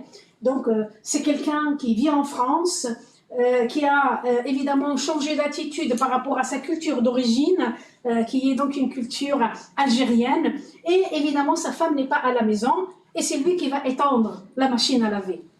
Et il va commencer à sortir le linge de la machine à laver, et au moment où il était en train de sortir, et ça tombe mal, était en train de sortir presque les sous-vêtements de sa femme pour les étendre, il y a son père qui arrive. Et son père, c'est toi qui laves le linge? Il ne peut pas imaginer ça. Son fils qui touche la machine à laver, c'est quelque chose qui n'existe pas dans sa culture au père. Donc, ce qui fait que là, il lui dit, non, c'est des chiffons pour nettoyer les chaussures.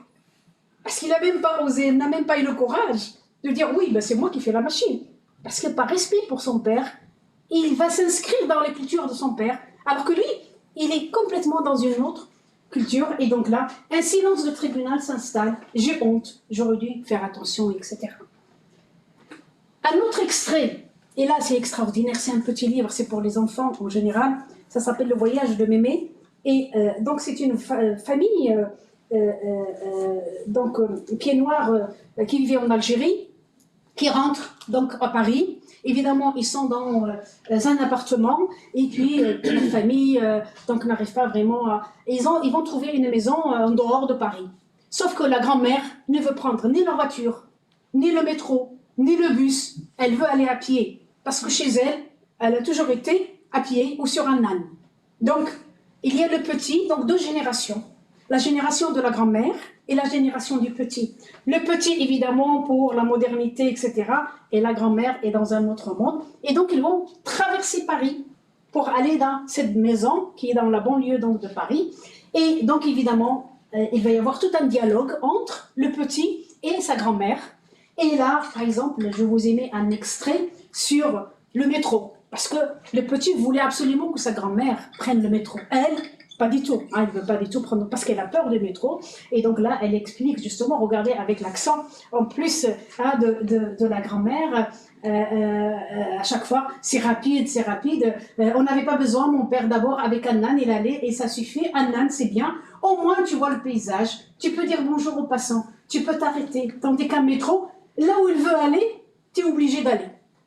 Donc là, ça ne lui plaît pas, parce qu'elle est complètement dans un autre monde. Alors pourquoi ces inventions de diable? Et le petit, évidemment, nouvelle génération qui dit, mais c'est la modernité.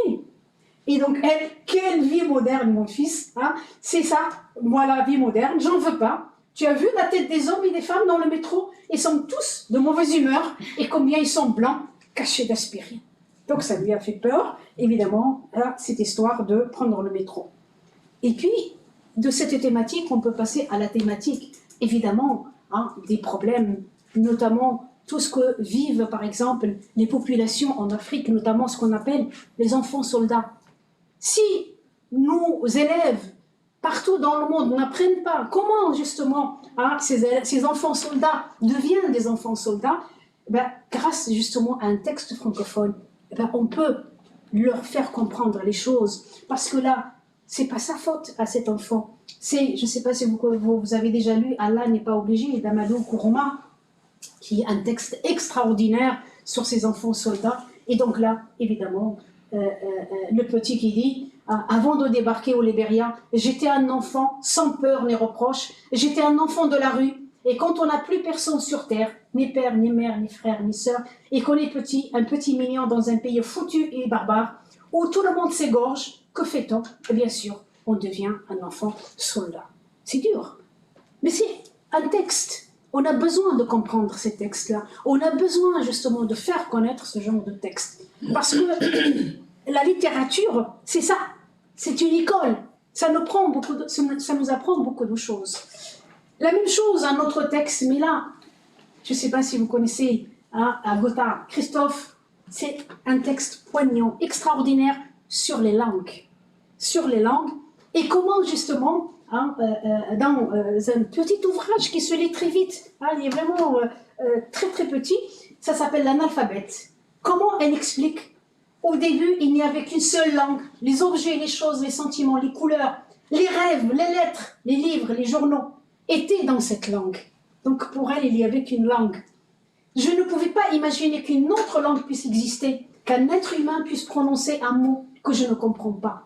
Dans la cuisine de ma mère, dans l'école de mon père, dans l'église de l'oncle Guéza, dans les rues, dans les maisons du village et aussi dans la ville de mes grands-parents, tout le monde parlait la même langue et il n'était jamais question d'une autre. Et après, il y a les choses qui changent. Quand j'avais 9 ans, nous avons déménagé, nous sommes allés habiter une ville frontière, et etc. Et là, le problème va commencer, évidemment. Pour nous, les Hongrois, c'était une langue ennemie, etc., etc. Donc, vous voyez, elle commençait déjà à 9 ans, faire la différence entre les langues amies et les langues ennemies. Un an plus tard, c'était d'autres militaires étrangers, etc. La langue russe est devenue obligatoire dans les écoles, les autres langues étrangères interdites. Et donc là, aussi, il y a une histoire. C'est ainsi qu'à l'âge de 21 ans, à mon arrivée en Suisse, et tout à fait par hasard dans une ville où l'on parle le français, j'affronte, regardez la phrase, c'est vraiment extraordinaire, une langue pour moi totalement inconnue. C'est ici que commence ma lutte pour conquérir cette langue, une lutte longue et acharnée qui durera toute ma vie. Et c'est comme ça qu'elle va tomber dans la langue française. Et ça, c'est magnifique d'apprendre justement ces rapports que nous avons à toutes ces langues. Nous avons tous des histoires avec les langues. Nous avons tous des histoires avec les langues et la culture. Et c'est pour ça que parfois, quand on se dit, mais il y a des personnes peut-être qui n'ont grandi que dans une langue et dans une culture. C'est pas vrai. Il y a toujours quelque chose. L'école introduit des langues. L'université introduit des langues. Donc on est toujours avec les langues et ça, c'est très important. Sauf que certains ont une autre histoire. Et je pense qu'on a besoin de connaître leurs histoires justement pour comprendre les langues. Et puis, il y a le réfugié qui arrive, qui ne parle pas un mot de français. Là, il y a un livre qui est magnifique de Velibor Kolic.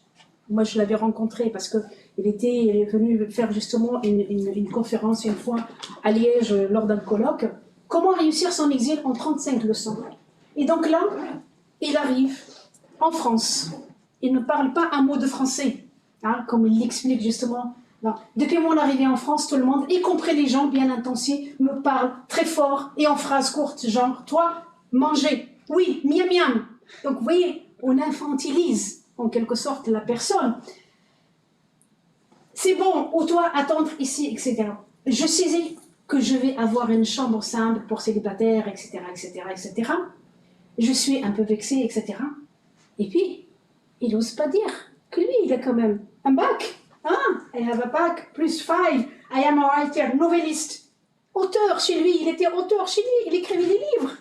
Et il se retrouve, et donc là, pendant le cours de français, on lui dit « Aucune importance, mon petit », répond la dame. « Ici, tu commences une nouvelle vie.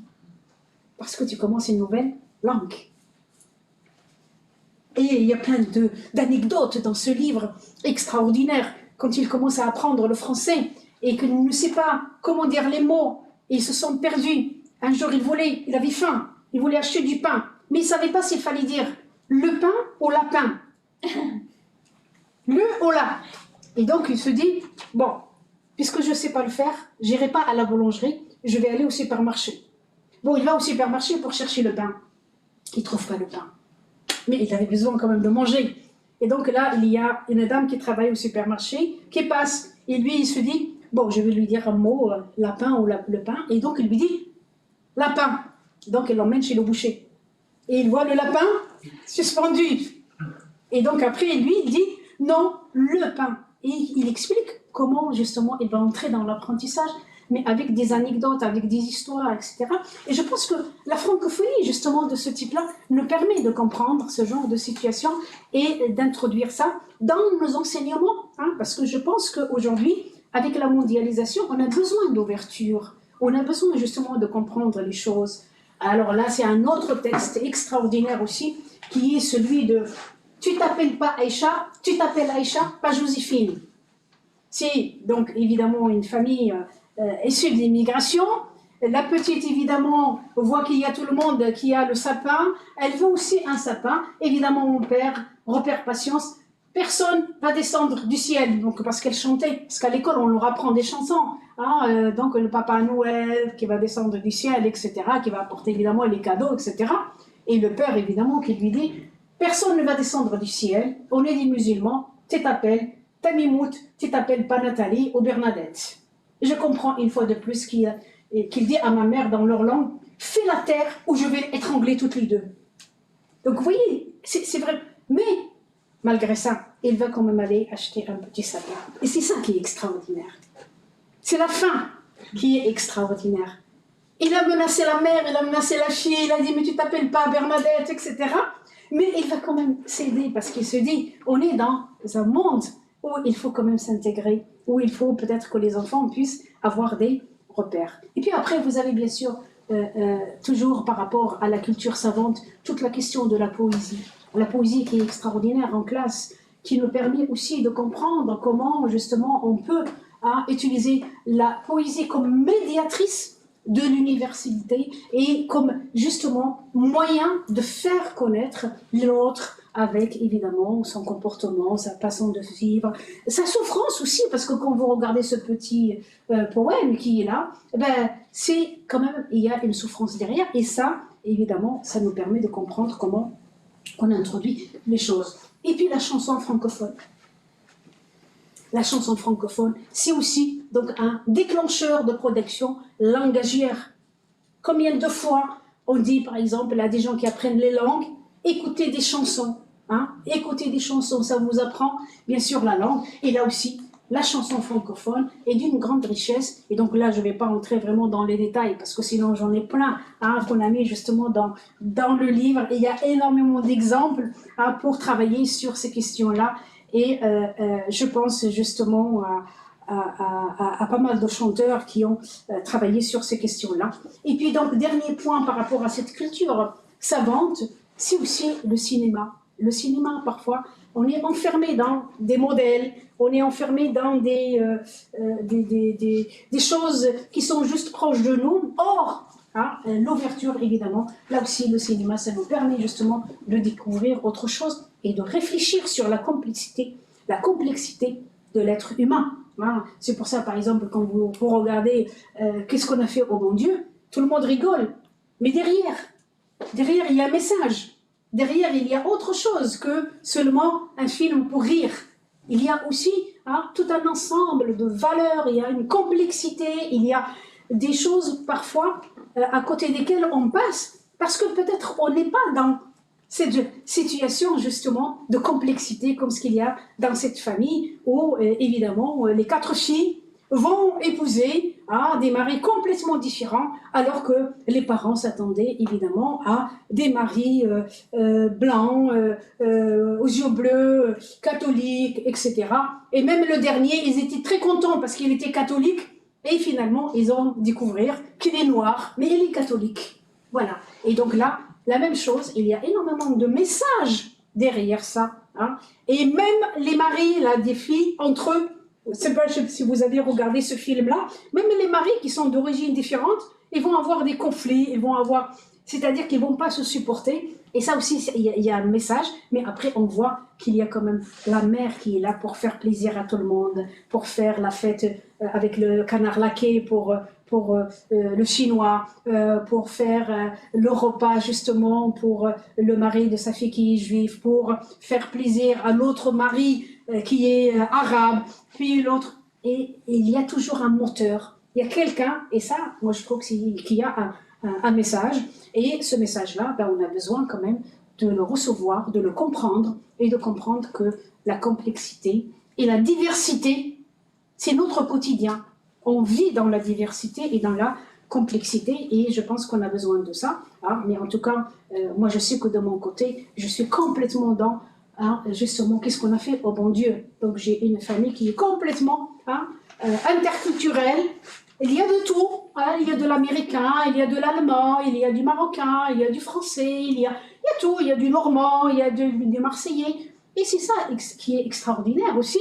Hein. Et quand on se retrouve autour d'un repas, eh ben, on est tous une famille, et il n'y a pas justement de différence, alors que chacun vient d'origines différentes. Et je pense que ça, on a besoin de le comprendre aujourd'hui. Et donc, pour finir, voilà. Donc, on a besoin, évidemment, de comprendre que ce soit sur le plan linguistique ou le plan culturel, il y a une évolution géopolitique, il y a la globalisation, il y a la mondialisation aujourd'hui, et que le français n'est pas seulement la langue d'un pays, mais qu'elle est la propriété de tous les locuteurs. C'est votre propriété, c'est notre propriété. Et donc là, c'est quelque chose de très important. Et là, je vous renvoie évidemment à la Convention de l'UNESCO, hein, pour la protection et la promotion de la diversité des expressions culturelles, parce que ça c'est très important. Et donc, ouvrir l'apprenant à d'autres horizons, ça veut dire qu'on vit dans le monde et montrer qu'on peut être francophone, mais tout en gardant, bien sûr, son identité. Je peux être francophone, mais je peux avoir d'autres langues dans mon répertoire, par exemple, dans ce qu'on appelle en langue, ma biographie langagière. Je peux avoir d'autres langues, mais je me sens francophone et je peux évidemment communiquer avec tous les francophones. Et c'est pour ça, pour finir, donc, les enjeux, évidemment, c'est de faire sortir la francophonie du débat politique. C'est très important. Si on reste dans le débat politique, hein, on ne peut pas vivre la francophonie comme on peut la vivre. Et donc, c'est une francophonie qu'il faut sortir absolument de son histoire coloniale, parce que c'est très important, que ce soit ici ou ailleurs, vers un objet didactique, c'est-à-dire qu'on peut enseigner, qu'on peut évidemment introduire dans les classes, ayant pour objectif le partage d'une langue commune et des valeurs, des universelles. C'est réconcilier avec l'histoire et changer les représentations. Parce que les représentations, évidemment, c'est quelque chose qui sont au centre, évidemment, de ce débat politique. Donc, sur le plan linguistique, faire connaître la variabilité du français, c'est très important. Sur le plan de la culture anthropologique, découvrir, comparer, comprendre les cultures des uns et des autres, c'est dissiper les malentendus et les stéréotypes. Et sur le plan de la culture savante, c'est se décentrer de la culture française et découvrir d'autres cultures francophones. Parfois, même la sienne, parfois, on l'ignore complètement. Ça me rappelle, j'étais à Djibouti pour travailler avec les collègues sur la réforme de l'enseignement du français à Djibouti, et je leur ai dit, voilà, maintenant vous allez travailler sur le français comme langue seconde. Et donc vous allez introduire, bien sûr vous avez la littérature française, mais vous allez introduire aussi la littérature francophone. Et votre littérature, ils m'ont regardé, et votre culture, ils m'ont regardé, ils m'ont dit, mais on n'a pas de culture.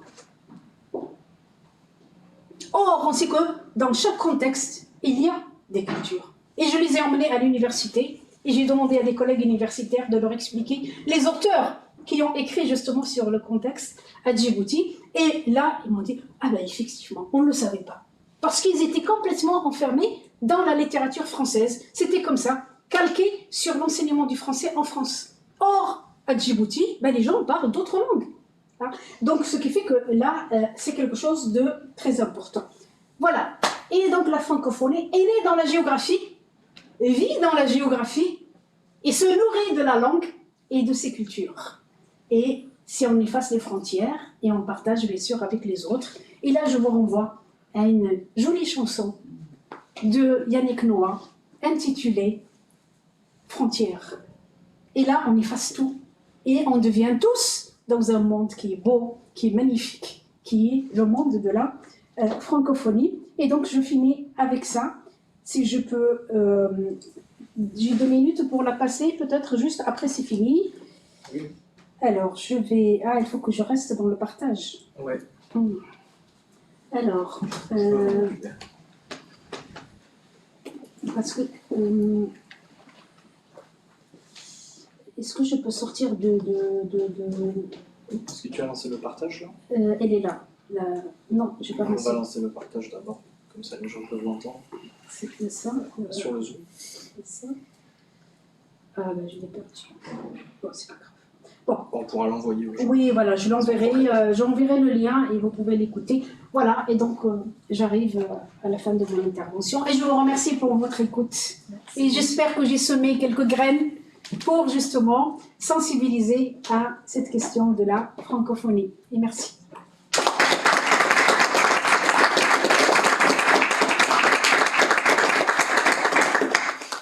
Je suis sûr que tu accepterais quelques questions. Ah, ben bien sûr, il n'y a pas de souci. Bien sûr.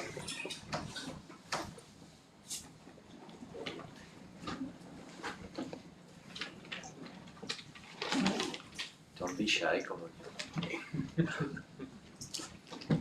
Est-ce qu'il y a des questions des gens sur le... Pas pour le moment. Pas pour le moment, d'accord. Peut-être que ça va venir. Non.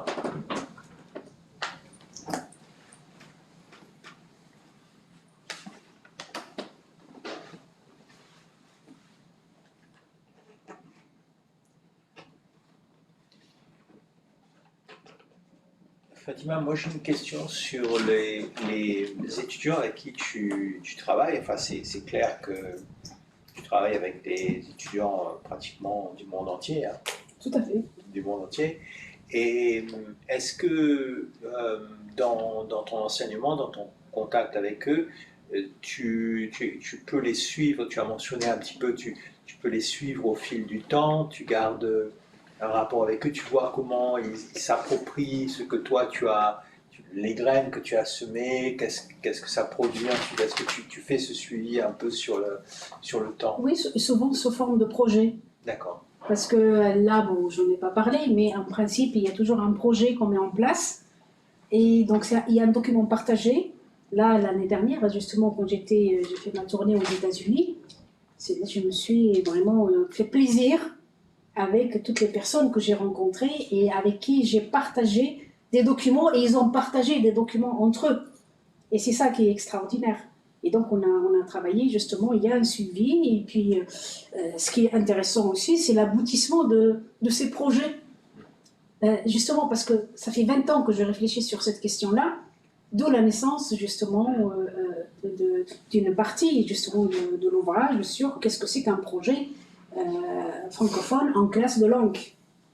À la fois, avec une entrée linguistique, une entrée institutionnelle politique, ça dépend de l'âge des élèves.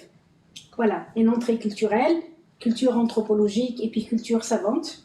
Et donc, il y a toujours un plan pour les faire entrer dans ce projet-là et manipuler justement cette francophonie qui devient la leur, en quelque sorte. Et c'est ça qui est important. C'est-à-dire que l'objectif, c'est de les amener à s'approprier, à manipuler justement des projets basés sur comment justement je peux introduire la francophonie dans ma classe. Et je crois que dans mon ordinateur, j'ai des projets du monde entier. Et c'est ça qui est extraordinaire. Sûr. Ouais. Et alors, pour suivre peut-être sur cette question, lorsque tu retournes dans des endroits, tu parlais de Djibouti, tu parlais du Sénégal, lorsque tu retournes dans ces endroits au fil du temps, est-ce que tu vois une évolution générale sur le rapport à la langue française au fil du temps? Je reçois même des messages parfois. D'accord. Et c'est ça qui fait plaisir. D'accord. Je reçois des messages, parfois, je ne sais pas moi, d'Égypte, de la Moldavie, de quelqu'un qui me dit, bon voilà, j'ai mis ça en place, voilà comment ça a marché, voilà, et ça me fait plaisir parce que je me dis, voilà, quand ils mettent la main à la pâte, ça change complètement les choses. Et là, je pense que là où je suis passée pratiquement un peu partout dans le monde, il y a des projets qui ont été réalisés avec les élèves en classe. Donc, je sais même un petit peu ces graines, mais il y a toujours des retours et parfois il y en a même qui arrivent à faire grandir le projet. Voilà. Et ça fait vraiment plaisir après parce qu'on dit, voilà, j'arrive à les faire sortir un peu d'un enseignement un peu linéaire de la langue française pour aller vers un enseignement beaucoup plus varié en quelque sorte et préparer donc des générations de francophones. En même temps, c'est un terrain extraordinaire d'observation pour toi, ça. une espèce de laboratoire Bien où sûr. tu vois en Tout à temps fait. réel comment Tout à fait. évolue Justement, la pédagogie. là, dans le livre, il y a parce que normalement, il y a toujours un petit questionnaire, des échanges avant même d'entrer dans les projets pour voir un petit peu quelles sont les bases. Voilà. Et le problème, c'est que parfois, les bases, justement, par rapport à la francophonie, il y a des bases par rapport à l'enseignement du français, mais pas par rapport à l'enseignement de la francophonie. Et pas seulement à l'étranger, même chez nous en France. Bien sûr, bien sûr. Même chez nous en France, parce que nous, on pense que la francophonie, c'est pour les autres, c'est à l'étranger. Or, la francophonie, on en a besoin aussi en France. On a une diversité linguistique et culturelle dans nos classes, et on a besoin justement de ce projet qui sont basés sur l'interculturel, sur le plurilinguisme, pour amener les élèves à comprendre qu'ils peuvent vivre dans la diversité linguistique et culturelle, pour éviter justement les conflits. Voilà, parce que quand on les enferme dans un monde complètement fermé, avec des apprentissages où ils ne connaissent pas du tout, ils n'ont aucune idée sur les autres, à un moment donné, ça explose. Et on le voit de temps en temps. Nous, on travaille beaucoup dans la recherche avec les quartiers défavorisés. Ce sont maintenant les écoles qui nous demandent d'intervenir sur la diversité linguistique et culturelle. Et pourtant, on est en France et on est dans un pays francophone. Je veux dire, ce n'est pas le problème du français, mais c'est le problème de la diversité. Et donc, ils nous demandent de travailler sur cette diversité culturelle et sur cette question de plurilinguisme qui n'est pas vraiment reconnue par l'école. Bien sûr. Et donc, le travail qu'on mène, justement, et les recherches qu'on mène, c'est faire reconnaître les langues des élèves dans les écoles et leur donner une certaine légitimité. Voilà. On a un ouvrage qui va sortir bientôt sur ces questions-là. Du plurilinguisme. Donc, voilà, sur le plurilinguisme. Et à ce moment-là, je t'enverrai donc la référence, ce serait la bien. référence à l'exemplaire. Fabien, tu avais une question? Oui, on a une question sur Zoom de Laoussine Aïtzak qui dit merci pour la conférence riche. Et la question c'est qu'est-ce que vous proposez pour réaliser ce glissement de la francophonie comme objet politique et idéologique à un objet didactique? Oui, bon, Al-Hussein, c'était mon ancien doctorant au Maroc. Donc, bonjour Al-Hussein. Et c'est très bien que par rapport à la question, évidemment, notamment de la réflexion du numéro de recherche et application, il y a une proposition dans l'article que j'ai écrit moi-même dans ce numéro-là pour voir justement comment on peut traduire la francophonie, la faire passer justement d'une réflexion qui est théorique vers une pratique. Voilà. Et c'est, Hussein, je te renvoie au numéro de recherche et application, et tu verras donc mon chapitre que tu as déjà lu, puisque tu le cites dans ta thèse. On a une autre question sur Zoom, mais je crois qu'il y avait Karina qui Oui, merci Fatih pour cette présentation. Dans la continuité de ce que Gilles a dit, et par rapport notamment à la question des élèves allophones et des élèves alloglottes nés en France, donc, qui ont accès à d'autres langues que le français à la maison, et dont on connaît les profils, nous, dans notre région, et notamment dans la ville de Marseille, est-ce qu'on peut envisager justement des contacts entre les trois catégories que tu as évoquées, francophones natifs, francophones de langue étrangère et francophones de langue seconde, notamment dans la question de l'insécurité linguistique et le besoin de rassurer ces élèves? Oui, tout à fait, parce qu'il peut y avoir des passerelles entre les trois catégories. Et par exemple, souvent dans les classes, on a ça. Chez les élèves allophones, parfois on a des classes où il y a des élèves de langue maternelle, il y a des élèves qui viennent par exemple de pays non francophones complets, par exemple tous les élèves qui arrivent d'Afghanistan, du Yémen à un moment donné, donc ils sont non francophones complets, et puis on a tous les élèves qui arrivent du Maghreb et qui arrivent bien sûr d'Afrique francophone, et donc là, dans la même classe, on peut avoir les trois catégories, et donc l'objectif, c'est de ne pas les séparer justement. C'est de voir justement quelle complémentarité il peut y avoir entre ces trois catégories, comment celui de langue maternelle, il peut aider celui de langue étrangère à, par exemple, entrer dans la langue de communication. Parce que c'est le problème de celui du français langue étrangère, c'est la communication. Et comment justement celui qui est de langue maternelle peut aider ou s'entraider avec celui de langue seconde. parce que celui de langue seconde et de langue maternelle, les deux partagent la langue de scolarisation. C'est-à-dire celui qui arrive par exemple du Mali ou du Sénégal, il a fait les maths en français, les sciences en français, et le français dans la langue maternelle, la même chose. Et le problème, c'est que les trois catégories se retrouvent avec un problème commun, c'est le problème de la maîtrise de la langue. Voilà. Et donc, les trois vont avoir besoin peut-être de solutions beaucoup plus ciblées, mais en même temps, il ne faut pas les séparer parce que sinon, ça veut dire que chacun les trois catégories vont être en parallèle. Or, si on veut vraiment qu'une classe puisse vivre normalement, il ne faut pas que chacun soit dans sa bulle, il faut que chacun travaille avec l'autre. Peut-être que chacun peut apporter quelque chose à l'autre. Et donc là, il y a un travail à faire de ce côté-là. Malheureusement, on ne l'a pas dans les écoles, et c'est pour ça qu'on dit, bon, lui, il est en français langue étrangère, donc on va le mettre dans peut-être un cours où il va apprendre. Lui, il est de français langue maternelle, mais il n'est pas lecteur, il n'est pas scripteur. Donc, on va faire autre chose. Mais le fait de les rencontrer, peut-être que ils peuvent s'entraider aussi. Et l'un peut être peut-être un tuteur de l'autre. Il y a toujours quelque chose à apporter à l'autre. Et c'est ça qui est extraordinaire. Et si je peux me permettre, pour continuer sur cette question, comment ça se passe lorsque tu as donc des élèves qui viennent de ces trois groupes de langues, au niveau donc des cultures, du partage ou du glissement des cultures, l'apprentissage les uns des autres, comment ça se passe? Qu'est-ce que vous voyez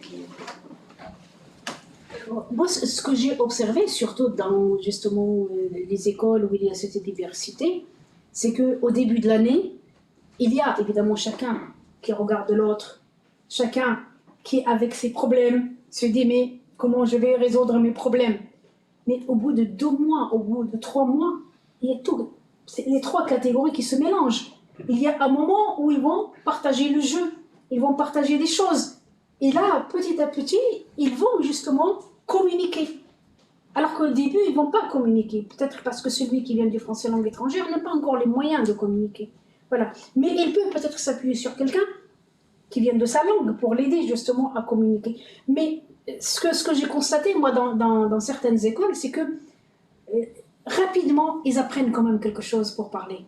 Au bout de 2-3 mois, parce que c'est pas ça l'obstacle. C'est pas vraiment la communication. C'est beaucoup plus l'entrée dans la langue de scolarisation qui pose problème.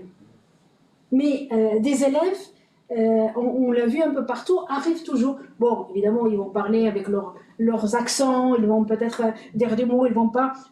Moi, je me rappelle, il y a très longtemps, c'était en 2000, j'avais fait tout un travail d'observation et d'analyse des élèves, par exemple, arabophones. Donc, je les ai suivis partout. Je suis allée les suivre même sur un terrain de jeu où ils faisaient une course, sur un terrain de foot, etc. pour voir justement comment ils parlent, et j'ai tout enregistré. Et j'ai analysé ça. C'était le mémoire de ma maîtrise, je crois. Oui, c'était le mémoire de ma maîtrise. Et moi, ce qui m'intéressait, c'était cette interlangue qui se met en place, vient d'où? Et comment, à un moment donné, ils vont dépasser cette interlangue pour entrer dans la langue et pour parler, justement, cette langue. Par contre, la question culturelle prend beaucoup plus de temps. Voilà, prend beaucoup plus de temps parce que souvent, ils restent un peu dans leur milieu culturel ou alors, ils restent un petit peu dans leur communauté culturelle. Donc, ce qui fait que ça, au niveau culturel, ça prend du temps. Mais au niveau de la langue, ça passe rapidement, pratiquement, par rapport à ce qui est attendu. Mais le problème, c'est qu'ils n'arrivent pas à répondre à ce qui est attendu par l'école. Parce que l'école attend d'eux, évidemment, le français normé et le français pour faire les mathématiques, les sciences, pour apprendre la lecture, par exemple, l'écriture. Et c'est là qu'il y a des obstacles, et c'est là qu'il y a des problèmes par rapport à ce type d'élèves. Donc, allophones. On a publié un ouvrage qui s'appelle l'allophonie. Je t'enverrai aussi donc la référence que j'ai coordonnée avec une collègue, Catherine Mandansa, et un autre collègue. Et on a regroupé dedans justement plein de cas comme ça, hein, et des auteurs donc, qui ont écrit des chapitres pour expliquer le cas de ce type d'élèves. et même Karima et moi, on a écrit un chapitre sur la comparaison entre ce qu'on appelle les élèves alloglottes et les élèves allophones. Allophones qui viennent d'arriver et qui ne maîtrisent pas encore la langue. Ça peut être n'importe où, donc nous, on va travailler sur la question en France. Les élèves alloglottes, ils sont nés en France. Mais quand ils arrivent, par exemple, la première année à l'école en maternelle, ils ne parlent pas un mot de français. Et donc, ce qui fait qu'ils emmagasinent quand même un peu de retard. Et après, donc, c'était la thèse de Karima, justement, sur les alloglottes. Elle les a observés un peu partout, même dans les familles, pour voir justement comment ces enfants ont du mal à entrer dans la langue parce qu'ils n'ont pas appris la langue dans leur famille. Et ils sont nés en France. Voilà. Et ils découvrent le français à l'école, lorsqu'ils arrivent en maternelle. Et c'est pour ça qu'on travaille beaucoup sur ces questions. Donc on a deux questions sur Zoom. Une de Léna qui nous demande quel avenir projetez-vous pour l'intégration des pédagogies décoloniales dans l'enseignement du français? Y a-t-il des projets en métropole, entre parenthèses en France, basés sur les développements des chercheurs dans les anciennes colonies? Alors, c'est une question très très importante. Merci Léna. Je pense qu'il y a du chemin à faire par rapport à cette question-là, mais ça bouge. Je crois que c'était dans les années 60, il y a Pierre Dumont, qui a beaucoup écrit sur des questions en Afrique, qui a écrit un article qu'elle peut trouver sur Internet qui s'appelle « Le français, une langue africaine ». Et donc, il défend dans cet article le fait que pourquoi on parle toujours du français, mais par rapport à la France, il a intitulé son article « Le français, langue africaine ». Alors, évidemment, des dispositifs, on en a pas mal. Moi, je sais que parmi, justement, je ne sais pas si Thiam, je vois qu'il y a Tierno aussi qui est connecté. Ce sont mes anciens doctorants. Et ils ont fait, justement, des thèses sur le Sénégal.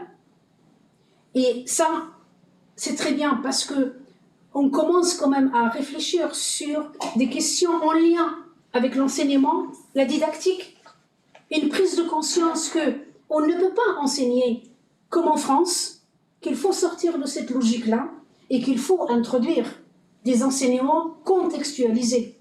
La même chose dans la formation des enseignants, il faut qu'on arrive à former des enseignants par rapport à ce contexte-là et pas par rapport à un modèle qui est le modèle français, qui est calqué sur autre chose. Et donc là, justement, Tierno qui est là, lui, il avait fait donc sa thèse avec moi sur la question de la formation des enseignants et comment justement ces enseignants, parfois, n'ont pas vraiment de formation et on leur demande évidemment d'enseigner la littérature française et parfois eux-mêmes ne maîtrisent pas cette littérature. Voilà. Donc, je pense qu'il y a beaucoup de choses. Moi, ça me fait vraiment plaisir avec toutes les thèses là que je dirige. Ça me fait plaisir parce qu'il y a beaucoup de choses qui bougent et il y a une réflexion. Et la réflexion, moi, je le dis toujours à mes doctorants, il faut qu'elle parte du terrain. Donc, ils vont tous filmer dans les classes, analyser sur le terrain, et donc on travaille sur la réalité. Et je pense que c'est ça qui va changer justement les choses et qui va permettre peut-être de décoloniser l'enseignement du français dans pas mal de contextes, comme par exemple ce qu'on est en train de faire un peu partout par rapport à cette question-là. Je ne sais pas si j'ai répondu à la question. Je pense que oui. On va prendre la dernière question parce qu'il va y avoir une petite... on a je pense du vin et du fromage pour vous, donc on va quand même vous donner l'occasion. Merci. On va bien. Donc, dernière question qu'on va prendre de Romaric. Désolé, il y a Tierno aussi qui a posé une question, mais... Elle peut me la poser lors du séminaire, Tierno. Vous connaissez, ouais. Donc, Romaric qui demande j'aimerais mieux percevoir la différence fondamentale entre la francophonie et les francophonies. Je n'ai pas bien perçu cela, merci. Alors, ce que j'ai essayé d'expliquer, c'est que parfois, on est vraiment concentré sur une francophonie, la francophonie de France. Et donc là, ce que j'ai essayé d'expliquer, c'est qu'il n'y a pas une francophonie. C'est par rapport à la culture et par rapport à la variation linguistique. Et donc, si on s'amuse justement à mettre au pluriel, c'est parce que justement, il y a une diversité dans les francophonies. Et c'est pour ça que j'ai mis un pluriel à cette francophonie. Mais je le renvoie quand même à l'ouvrage recherche et application que j'ai affiché au départ. Alors, je vous laisserai, si vous voulez, le PowerPoint pour le diffuser, je ne sais pas. Ah oui, ça serait bien, si ça ne te gêne pas qu'on diffuse le PowerPoint. Bien sûr, il n'y a pas... Tiens, oui, bah, tu poseras la question quand on sera dans le séminaire. Il dit ce n'est pas grave. Voilà. Et donc là, dans justement ce numéro de recherche et application, il y a donc justement cette question de francophonie. Et on explique dans l'introduction pourquoi on a choisi ce terme de francophonie au pluriel. Et donc, si la personne regarde ce numéro de recherche et application, je pense qu'elle peut trouver les textes sur Internet, elle va comprendre justement pourquoi on a choisi ce pluriel, pour justement essayer d'ouvrir sur plusieurs contextes et plusieurs cultures et plusieurs façons de parler et d'écrire et d'utiliser la langue française. Voilà. Très bien. Écoute, merci de nouveau. Hein, merci d'avoir ici à Madison de présenter justement ce travail sur la francophonie. Et merci d'avoir choisi aussi Madison pour ton séminaire d'été. Et ben voilà, donc Madison, vraiment c'est un haut lieu maintenant de la francophonie. J'espère qu'on aura d'autres occasions pour échanger autour de ces questions-là. Bon, je vois qu'il y a Jean-Pierre aussi qui est connecté, donc qui a écrit le livre avec moi, donc on aura peut-être l'occasion de revenir à Madison. Voilà, donc ensemble à Madison. Voilà, hein, et voilà, prêcher pour la francophonie. C'est bien, merci beaucoup. À bientôt.